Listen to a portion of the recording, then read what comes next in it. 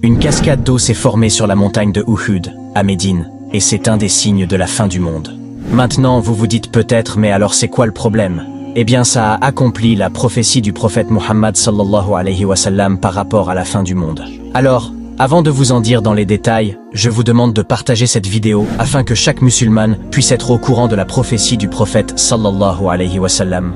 Donc partagez cette vidéo, c'est votre devoir, et ça aiderait vos frères et sœurs musulmans. Alors les amis, nous avons vu des pluies à Dubaï, de la neige en Arabie Saoudite, des montagnes désertiques de Arabie qui devient vert, des pluies et inondations à Médine, et maintenant une cascade sur la montagne de Uhud.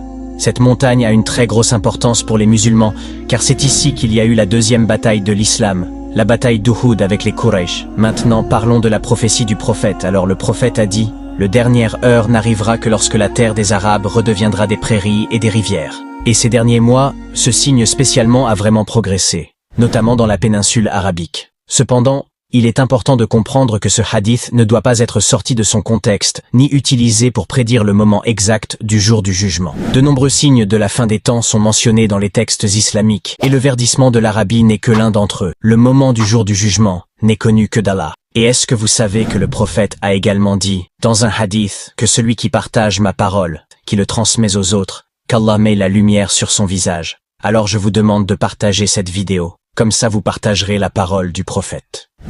Envoyez des bénédictions sur le messager d'Allah, dites, sallallahu alayhi wa sallam, dans les commentaires.